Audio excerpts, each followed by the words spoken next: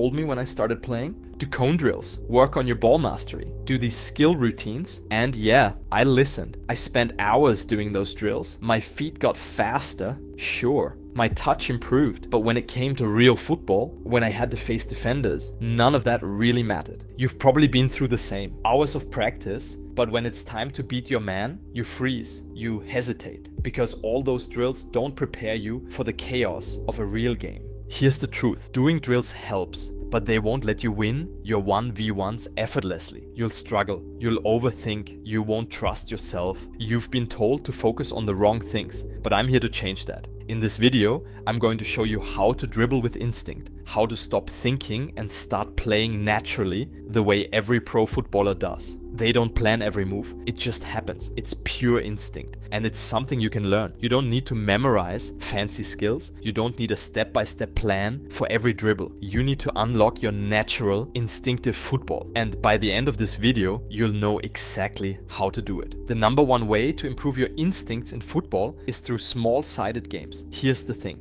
These games put you in situations where you have no time to think, you just act. Every pass, dribble, and move happens in split seconds. You're constantly surrounded by players, forced into tight spaces, and your decisions are instinctual. No cone drill or isolated training can fully replicate that high-pressure, fast-paced environment. In small-sided games, your brain is learning how to read the game faster, and your body is developing the muscle memory to act without hesitation. You're reacting to defenders closing in, anticipating where your teammates are going, and executing moves on the fly. That's the key to dribbling through instinct. Repetition under pressure. But what if you don't have anyone to play with? Here's the truth. If you don't have people to play small-sided games with, that means you need to socialize. Think about this analogy. Someone who avoids making connections with others in life will eventually struggle to find opportunities. When you isolate yourself, the world feels like it's closing in. Doors will shut because you never build the relationships to open them. Meanwhile, the person who makes connections, who isn't afraid to reach out, to get involved with a group and meet new people over time, that person finds opportunities everywhere. They know the right people, they've built a network, and doors open for them naturally. Socializing in football is no different. If you're not reaching out, not putting yourself out there to play with others, you're missing a huge part of your development. The more people you play with, the better you'll get at adapting to different styles of play. You'll become more versatile, and that adaptability is crucial for improving instincts. Socializing and networking with players also introduces you to new environments, challenges, and playing styles, which keeps you sharp. When you do get the chance to play small-sided games, don't just play for the sake of it. Push yourself to make the most out of every session. Here's how. Limit your touches. Start by limiting yourself to 1 or 2 touches. This forces you to make quick decisions, which is exactly what happens in real games. Then remember to stay aware of your surroundings. Train yourself to keep your head up. Always know where defenders and teammates are. This builds that 360-degree awareness pros have.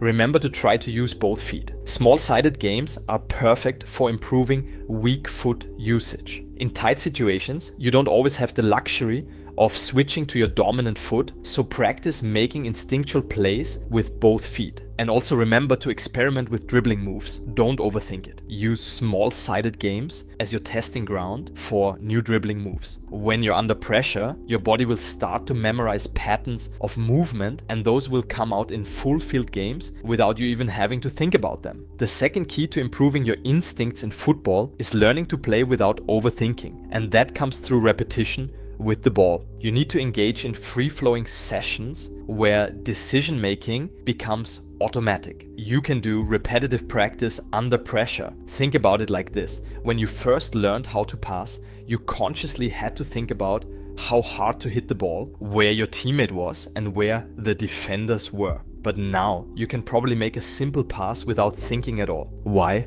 Repetition. Your goal should be to take the same approach with all aspects of your game, especially dribbling and one-to-one situations. To do this, you need to repeat those situations over and over again until they become second nature. Instead of focusing on rigid drills like cones, find ways to dribble that mimic game conditions. Set up obstacles randomly around your space, not in straight lines like cones. This better simulates defenders coming at you from different angles. Dribble through them at full speed, forcing yourself to adjust on the fly using instinct rather than a pre-planned route. If you have a partner that's better, you can train with him. In real games, defenders move unpredictably. If you can get a friend to defend against you, it forces your body to react to their movements without overthinking. And finally, try playing with different size balls and mix up the surfaces you train on. Whether it's futsal, grass, or even concrete, playing in different environments challenges your instincts because the ball reacts differently, forcing you to adjust in real time. Now,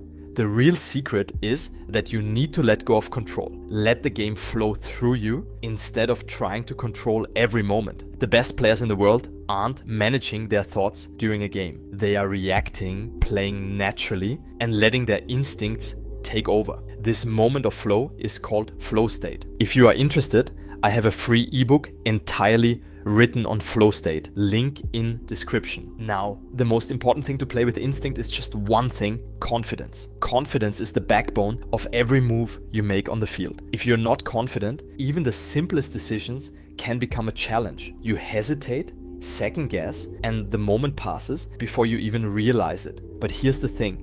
Confidence isn't something you're born with. It's something you build over time through intentional practice, small victories, and the right mindset. This isn't about faking it until you make it. Acting confident without understanding the root causes of your insecurities is like building a house on shaky ground. It will collapse when the pressure is on. Confidence issues don't come out of nowhere. If you're hesitating in 1v1 situations, there's a reason. It could be fear of failure, fear of being judged, or even comparing yourself to other players. These doubts create hesitation, which is a killer when it comes to dribbling and instincts. The first thing you need to do is identify why you lack confidence in certain moments. Ask yourself, do you overthink the next move? Are you afraid of making mistakes in front of others? Do you believe other players are just naturally better than you? These are limiting beliefs and you need to confront them directly. The best way to overcome them is through rational thinking. Break down these beliefs. Ask yourself if they are actually based on evidence or are they simply fears. The more you expose them to the light, the less power they have over you. Most footballers who lack